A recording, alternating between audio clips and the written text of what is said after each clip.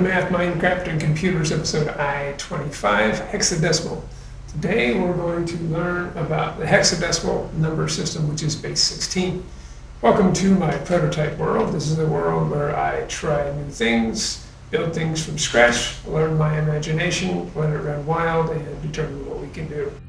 What I've built here for this particular lesson is I've got on the right-hand side, I have a standard decimal display showing 3 digits. Decimal being base 10, those are the numbers we all learn in math that we're normal and familiar with using. So I've set them one higher up so that they are different and easy to identify, and that is along the top is our decimal. And then over here, I have 2 hexadecimal numbers. I have a digit here and a digit here.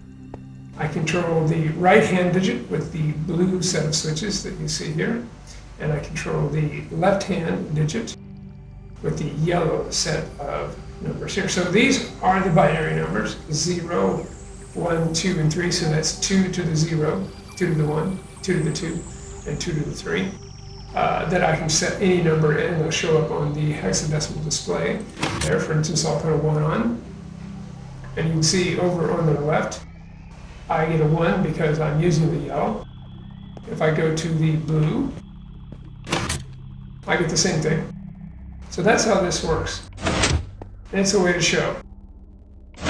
Now over here, I have 3 base 10 that I control with the buttons up there to put a number on. Before we get too much into this, we need to know what a hexadecimal number is. A hexadecimal number is a base 16 number.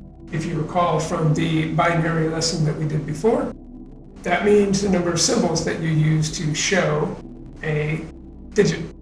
Our standard is 0 through 9, which is 10 digits, so that's base 10. In binary, we only use 2, 0 and 1, which meant on and off, or powered or unpowered, which requires a bit. So the number 129 in binary requires 8 digits, but it only requires 3 digits in base 10. The more you use, the smaller the number. Since we're base 16 in hexadecimal, actually 129 can be displayed with only 2 digits. For the symbols, we use our standard that we're familiar with, 0 through 9, so 0, 1, 2, 3, 4, 5, 6, 7, 8, 9. And then we add to that the first 6 digits of the alphabet, so A, B, C, D, E, and F.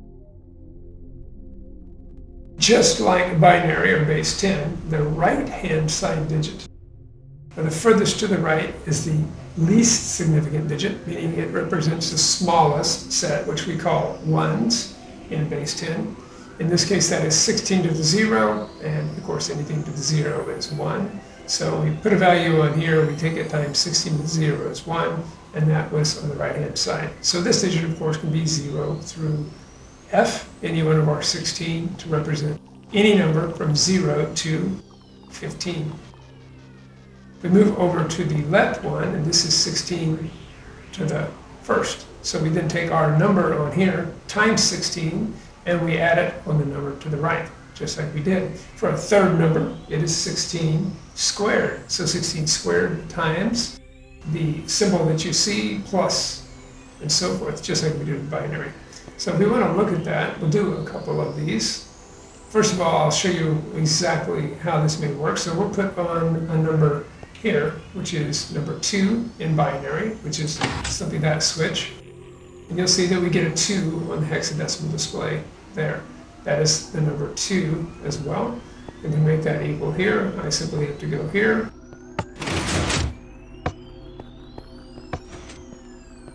And put 2 button presses, and we get to the number 2. So there's the equivalent of all of these. We have 2 in base 10, which is decimal, and we have 2 in hexadecimal being equal, and of course down here is 2 in binary. So let's put a different number on here. Well, let's put on the number 9, which is an 8 plus a 1 in binary, which you can see is also 9 in hexadecimal. And let me set that real quick here. 9 in decimal is equivalent to 9 in hexadecimal, and down here we have 9 in binary. There's the first, second, third, and fourth bit. Now the nice thing about hexadecimal and why we run into it is we can show any 4 bits, as you see that I have here, on it. So let me put the highest value you can in 4 bits, which turns out to be F. That's the last symbol that we have, which is the equivalent of the value of 15. So over in base 10, I need to do something different.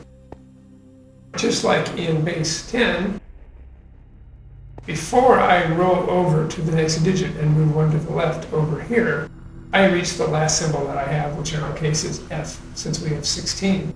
You can see over in the base 10, we've already used the next digit available. So we have a 10 plus 5. That is 10 to the 0 times 5 plus 10 to the 1 times 1, which is 15. And over here, we have simply F, which is 15. That can show you that you can see the bit pattern. So for a byte, which is generally 8 bits in computers nowadays, you see that we have 4 bits here, and we have 4 bits over here. Put them together, and you actually have 8 bits, which is the value you can store in a single byte. So by using simply 2 digits in hexadecimal, we can represent bit patterns very easy. So let's say you have a 3 in this value here. There it is in binary, so you have a 3 and a 15, which becomes 3F in hexadecimal. So these are very easily and recognizable values that we can correspond. So hex is a very easy way to say what is the value to convert to in an 8-bit byte. So we're going to go through a couple of examples. Let me set one up, and I'll be right back. So here we have the value of 18 in decimal over here on the right. We want to know what the equivalent of that is in hexadecimal. So just like we did with the base 2, we start by reducing by the powers of the base. So the first thing that we have is we know because the number is greater than 16, we are going to have at least one value on this side here. And that, of course, is going to be a 16.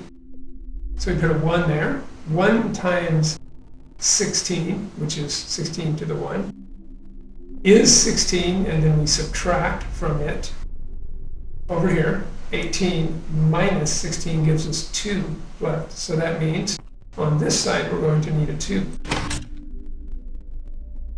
So there we have it. So in this case we take 16 to the 1, which is 16, times 1, which is 16, plus the value here, times 16 to the 0, which is 1. So we have 16 plus 2 equals 18. So this is the equivalent for hexadecimal. So our bit pattern is this. That is a 2 in binary, which you can see here. And then over here we have a 1, both in binary down here, and we can see hexadecimal up here. Let's move to the next one. Here's our next one. We have on the right-hand side in decimal 128. What is the value of that in hexadecimal? 128 happens to be a multiple of 16.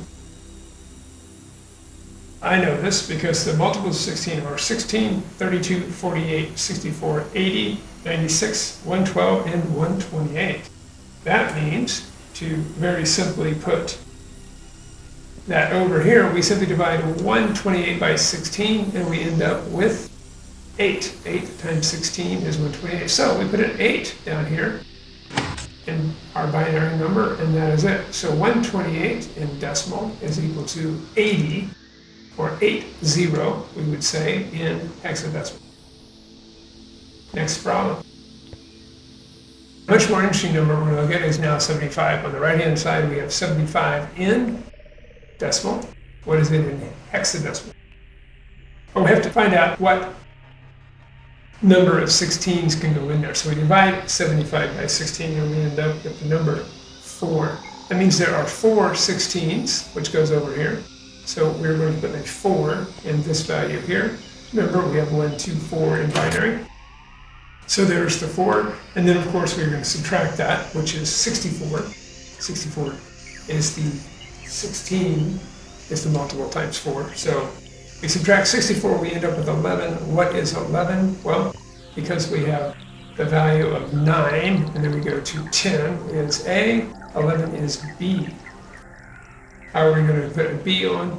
Very simply, we just have to put 11 in binary, which is 8 and 3. So there's 10 and 1. 75 in decimal is 4B in hexadecimal. Let's do one more. We start out by taking 183 and we divide that by 16. We end up with the number 11. What is 11? Once again, it's going to be a B, and I put it in binary here. 8, 9, 10, and 11. That gives us B for the left-hand digit, of course. And 11 times 16 is 176. 183 minus 176 is 7. So what we have left is a 7. And that is the same in hexadecimal. Very simple. We put a 4, 5, 6 for the 2, and finally a 1 in binary. So here we have in binary, you can see that we have a B7 is the value in hex. So you can see these bit patterns, and I'll go through the bit patterns that you get on the screen. This is why hexadecimal is so nice, because converting between binary and hexadecimal is very easy. Set these all back to 0.